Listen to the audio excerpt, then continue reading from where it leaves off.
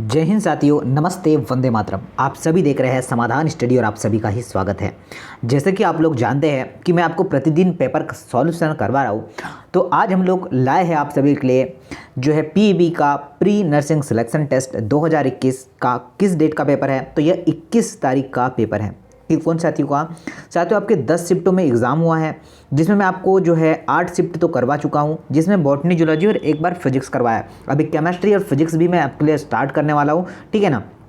तो आप सभी लोग बिल्कुल जो है अच्छे से प्रिपरेशन करिएगा। फिजिक्स का सेशन मैंने स्टार्ट कर दिया है। अगर आपको फिजिक्स पढ़ना है बेसिक से, स्टार्टिंग से, तो फिजिक्स की क्लास भी आप लोग लगा सकते हैं। तो चलिए आइए मेरे साथ सारे साथी जुड़ जाइएगा। स्टार्ट करते हैं आज का बेहतरीन सा सेशन, शानदार सा सेशन, जिसमें आपको जो है बहुत मज़ा आने वाला है। देखिएगा साथियों, शेयर करना, लाइक करना अगर अच्छी लगे चीज़ें तो ओके। और सारा सॉल्यूशन हम लोग जानेंगे। पहला क्वेश्चन आपके स्क्रीन के ऊपर है कि वाष्प उत्सर्जन का क्रियाशील स्पेक्ट्रम क्या है। वाष्प उत्सर्जन का क्रियाशील स्पेक्ट्रम क्या होता है, क्या होगा बताइए ज़रा। आंसर सभी को करना है साथियों। रेड और नीला क्या होगा, रेड एवं नीला। अगर आपका डी आंसर है, चलिए ब्लू एंड रेड, तो बिल्कुल सही आंसर होगा। ओके, सभी ने ऑप्शन नंबर डी लगाया है, राइट आंसर है। क्वेश्चन देखिएगा, काफ़ी क्वेश्चन क्लास से भी है और काफ़ी क्वेश्चन जो है थोड़े डिफिकल्ट है और ज़्यादातर तो नॉर्मल ही क्वेश्चन पूछे गए हैं, ज़्यादातर मॉडरेट नहीं पूछा है। साइक्लोस्पोरिन ए, जो कि एक प्रतिरक्षा जो है निरोधक एवं प्रतिजीवी है, उत्पादित किया जाता है। देखिए, ट्राइकोडर्मा पॉलीस्पोरम। सेकेंड की बात करें, एस्परजिलियस नाइगर, सिटिटोबैक्टर एसिटाई और जो है क्लोस्ट्रिडियम जो है आपका ब्यूटाइलियम। क्या आंसर हो सकता है? तो साथियों, अगर आप लोग आंसर कर पाते हैं ऑप्शन नंबर ए, क्या होगा आपका ट्राइकोडर्मा जो है polysporum. Option number A is right answer और ए इसका बिल्कुल सत्य आंसर होने वाला है। निम्नलिखित में से कौन सी ग्रंथि संरचना के आधार पर कूपिकाकार ग्रंथि है। निम्नलिखित में से कौन सी ग्रंथि संरचना के आधार पर कूपिकाकार ग्रंथि है। सीबेसियस ग्रंथि, क्रिप्ट ऑफ लाइबर कुहल, संवेद ग्रंथि, जठर ग्रंथि। तो साथियों नोट करिएगा, सीबेसियम ग्रंथि इसका बिल्कुल करेक्ट आंसर होगा। क्या होगा? अगर आप लोग आंसर लगाते हैं ऑप्शन नंबर ए, तो बिल्कुल सही है, आपने करेक्ट आंसर लगा पाया है। प्रोटीन के अनुवादन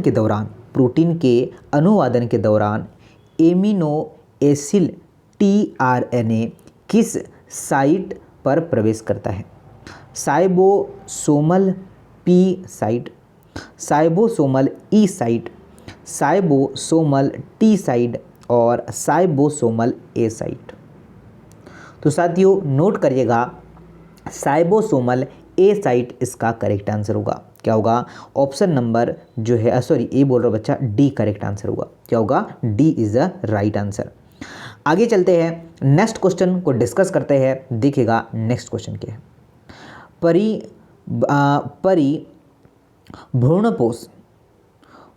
आपका भ्रूणपोष के या से किस प्रकार भिन्न है। द्वितीयक केंद्रक के साथ अनेक शुक्राणुओं के संयोजित होने से इसका बनना, इसका द्विगुणन ऊतक होना, इसमें संचित भोजन न होना और इसका गुणित ऊतक होना। तो इसका द्विगुणित ऊतक होना इसका बिल्कुल सही आंसर होने वाला है। क्या होगा? इसका द्विगुणित ऊतक होना। साथियों बी आंसर सही है। क्या होगा? बी आंसर अगर आपने लगाया है तो डेफिनेटली आपका राइट आंसर होने वाला है। आगे आइएगा, नेक्स्ट देखिए क्या है। एक निषेचित डिंब के विभाजन से उत्पन्न कोशिकाओं की ठोस गोल, जिसमें से आपका ब्लास्टुला बनता है, वह है आपका गेस्टुला, मोरुला, ब्लास्टुला या फिर आपका न्यूरुला। तो साथियों आपका राइट आंसर होगा क्या साथियों? मोरुला। क्या होगा? ऑप्शन नंबर जो है बी करेक्ट है। क्या होगा? ऑप्शन नंबर बी करेक्ट है, ये आपको नोट करके रखना है। अपूर्ण प्रभाविता में क्या व्यक्त किया जाता है? अपूर्ण प्रभाविता में क्या व्यक्त किया जाता है? दोनों एलील का पेनोटाइप आंशिक रूप से व्यक्त किया गया है। केवल एक एलील का फिनोटाइप व्यक्त नहीं किया जाता है। किसी भी एलील के फिनोटाइप को जो है व्यक्त नहीं किया जाता है और दोनों एलील का फिनोटाइप व्यक्त किया जाता है। तो साथियों नोट करके रखना है। करेक्ट आंसर की बात करें, दोनों एलील का फिनोटाइप आंशिक रूप से व्यक्त किया जाता है। ऑप्शन नंबर ए करेक्ट है। क्या होगा? Right answer option number A है, ये नोट करना है। अच्छा क्वेश्चन है, शानदार सा क्वेश्चन है। नाइट्रीकरण जीवाणु, बात करते हैं नाइट्रीकरण जीवाणु प्रोटीन्स को अमोनिया में परिवर्तित करते हैं, अमोनिया को नाइट्रेट्स में परिवर्तित करते हैं, ऑक्सीकृत करते हैं, नाइट्रेट्स को मुक्त नाइट्रोजन के रूप में परिवर्तित करते हैं या फिर मुक्त नाइट्रोजन को नाइट्रोजन यौगिक के रूप में परिवर्तित करते हैं। तो साथियों ध्यान देना है चीज़ों को। करेक्ट आंसर की बात करें तो ऑप्शन नंबर जो है बी करेक्ट आंसर होना चाहिए आप लोगों का, कि नाइट्रीकरण जीवाणु जो होते हैं अमोनिया को नाइट्रेट्स में ऑक्सीकृत करते हैं। बी आंसर इसका करेक्ट है। क्या होगा? बी आंसर करेक्ट है। हाइपोथैलेमस के हार्मोन का जो है प्रारंभिक लक्ष्य कौन सी ग्रंथि होती है? क्या होगा? ठीक है, चलिए हाइपोथैलेमस कि हार्मोन्स का प्राथमिक लक्ष्य कौन सी ग्रंथि होती है? अंडाशय, पीनियल ग्रंथि, अधिवृक्क ग्रंथि, पीयूष ग्रंथि। तो साथियों पीनियल ग्लैंड, क्या होगा? पिट्यूटरी ग्रंथि, पीनियल ग्लैंड, पीयूष ग्रंथि इज द राइट आंसर। क्या होगा? पीयूष ग्रंथि इसका करेक्ट आंसर होने वाला है। कौन सा विटामिन जल में विलय है? योम, यह एक जो है प्रति ऑक्सीकारक भी है। क्या क्वेश्चन है? कौन सा विटामिन जल में विलय है? योम एक जो है प्रति ऑक्सीकारक भी है। Vitamin C, vitamin D, vitamin B, vitamin A. और आपको पता है जल में घुलनशील बी और सी है, तो या तो बी हो सकता है, डी तो नहीं होगा, ई नहीं होगा। अब यहाँ पर एक चीज़ और बोला है कि यह क्या साथियों प्रति आकर्षित है, तो कौन सा होगा? तो साथियों नोट करना, विटामिन सी होगा। क्या होगा? Vitamin C. तो देखिए चीज़ें हमें याद है पर हम जो है थोड़ा डीपली पढ़ते और थोड़ा डीपली अच्छे से क्वेश्चन को समझते तो ये क्वेश्चन भी सही कर पाते हैं।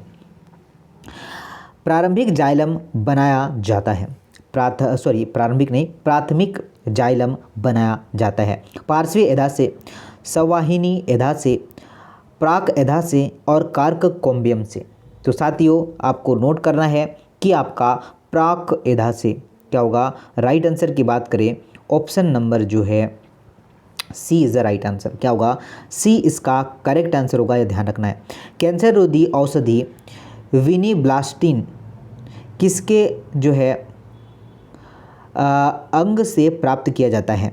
तो देखिए आधोतोड़ा वेसिका, वर्टिमिसिया एनुला या एनुआ, कैंथेराइथस आपका रोसियस और टेक्सस जो है वॉकेटा।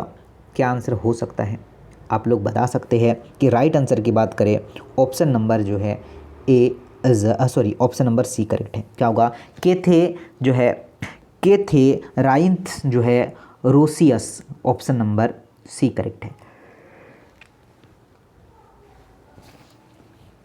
चलिए आगे देखते हैं। अगले क्वेश्चन की बात करें, मानव पसीने में होता है कैल्शियम फास्फेट और जल लवण और अपशिष्ट पदार्थ, शुद्ध जल या फिर फास्फोरिक अम्ल। क्या होगा?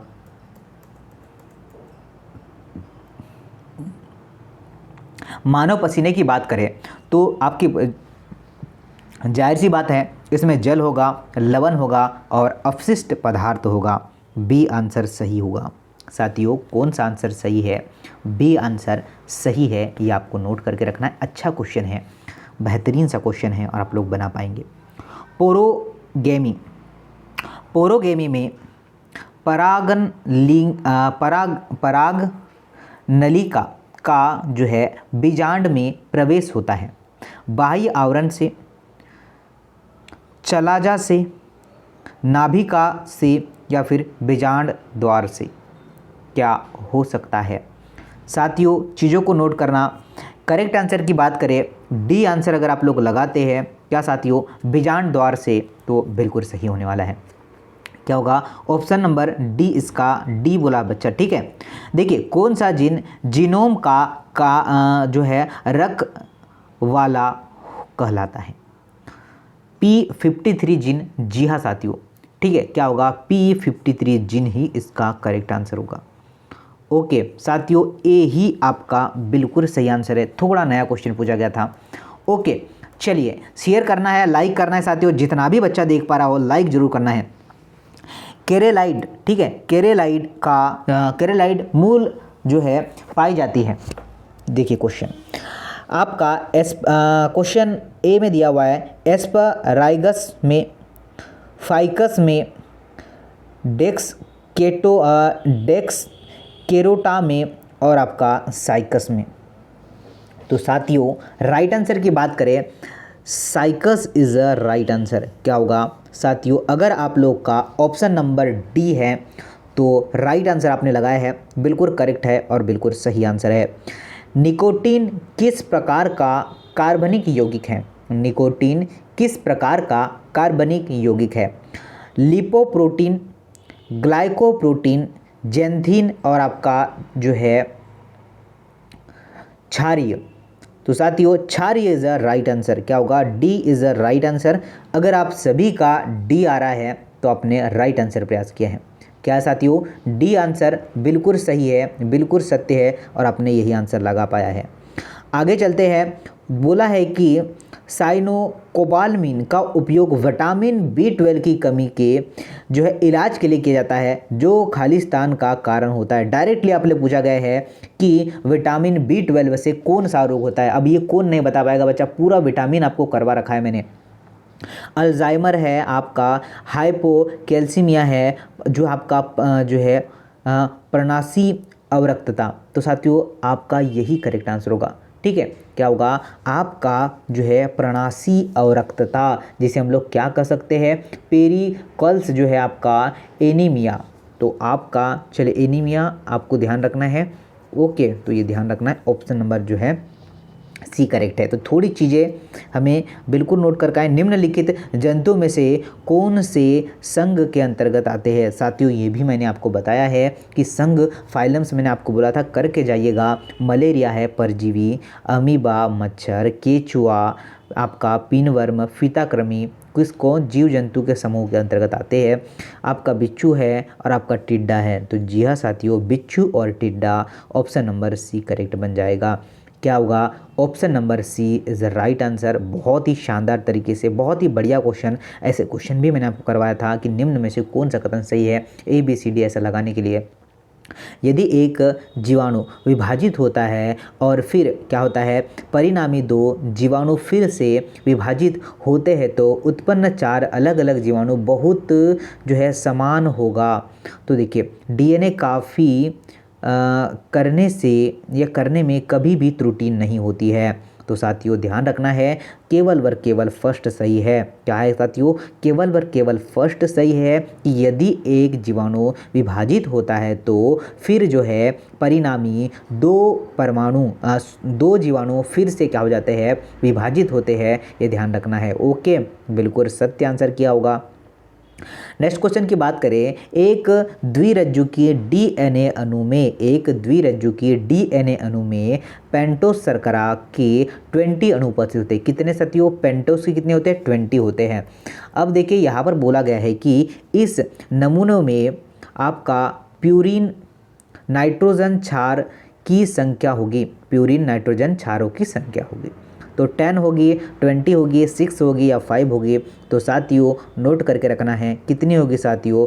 10 होगी। कितनी होगी साथियों? आपको नोट करना है, 10 होगी, ये ध्यान रखना है। बोला है कि जो है यूनेस्को मानव एवं जैवमंडल कार्यक्रम आरंभ किया था। तो कब किया था? 1981, 1987, 1969 या 1971? तो जी हाँ साथियों, आपको ध्यान रखना है 1971 इज़ द राइट आंसर। और बहुत ही बढ़िया तरीके से काफ़ी बच्चों ने सही लगा पाया होगा।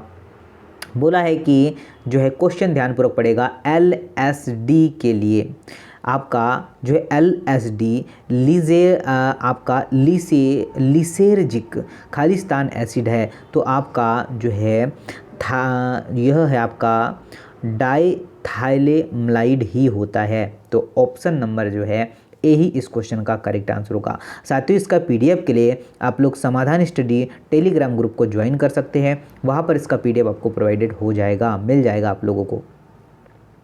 निम्नलिखित में से कौन जो है पौधे द्वारा मृदा से फास्फोरस के अवशोषण में सहायता करता है?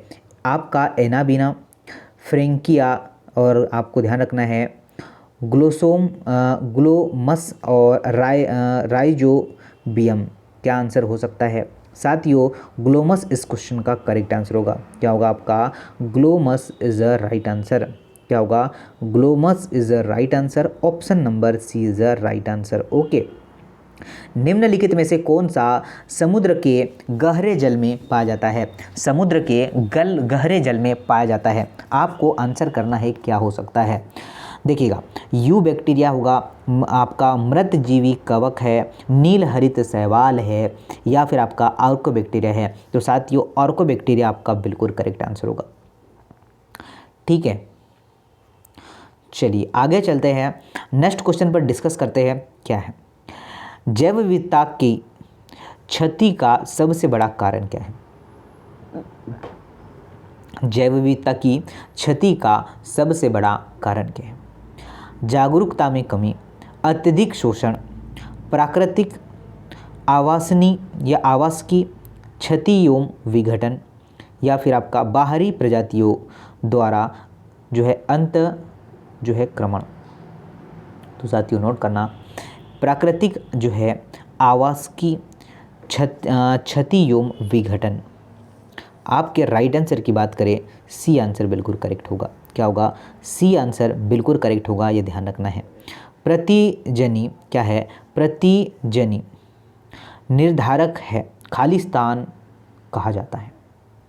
आइसोटोप, माइक्रोबायोम, मस्तूल कोशिकाएं, या फिर आपका एपिटोप। तो साथियों ध्यान दीजिएगा, राइट आंसर होगा आपका एपिटोप। क्या होगा आपका? एपिटोप। ठीक है, क्या होगा? डी आंसर बिल्कुल करेक्ट होगा, ये ध्यान रखना। अत्यल्प वृक्ष, गर्म जलवायु, एकांतरित नाम एवं शुष्क मौसम, यह किसी चारित्रिक विशेषता है? सवाना, शीतोष्ण वन, टुंडा वन, या फिर आपका उष्मीय वर्षावन। तो साथियों ध्यान रखना, सवाना इज राइट आंसर। क्या होगा? आप सभी लोगों ने अगर सवाना वन लगाया है तो बिल्कुल सही है, बिल्कुल शानदार आंसर लगाया है आप लोगों ने। फिलीफर्म उपकरण एक जो है प्रमुख अभिलक्षण है? सहायक कोशिका का, अंड का, युग्मज का, या फिर आपका निम्बल का। तो साथियों सहायक जो है कोशिका सेल का। ठीक है, क्या होगा? राइट आंसर होगा आपका ऑप्शन नंबर ए। ऐसे क्वेश्चन आपको देखे गए हैं, बहुत ही अच्छे क्वेश्चन हैं, बहुत ही प्यारे क्वेश्चन आपको पूछा गया है साथियों। निम्न में से कौन सा सही है? मानव के विकास के लिए विकास के अध्ययन से हमें पता चलता है कि हम सभी अलग जो है स्पीसीज के सदस्य हैं। चरणों में विश्व में विभिन्न जो है भागों में फैलता है। क्या बोला है? आपसे बोला है सही कौन सा है? तो साथियों फर्स्ट ही सही है, आगे बढ़ने की आपको आवश्यकता नहीं है। ए सही लगाया, बिल्कुल हम आगे बढ़ते जाएंगे। तो साथियों ये है आपके क्वेश्चन 30, जो मैंने आपको 30 क्वेश्चन करवाया है। ओके, जिससे कि आपको मैं प्रतिदिन आपको कंटिन्यू रख रहा हूँ। साथियों चीज़ों को ध्यान देना है, मैं आपको कंटिन्यू चीज़ों को जो है क्यों दे रहा हूँ, ताकि आप लोग जो है कंटिन्यू चीज़ों को देख सके, चीज़ों को समझ सके, कैसे बन रहे हैं उसे पढ़ सके, और बहुत ही अच्छे तरीके से जो है आपकी प्रिपरेशन अभी चल रही है। तो साथियों इसे ज़रूर कंटिन्यू करिएगा, लाइक शेयर ज़रूर करिएगा और नीचे एक छोटा सा कमेंट ज़रूर करिएगा कि आपको यह सेशन कैसे लगे हैं। जय हिंद, वंदे मातरम।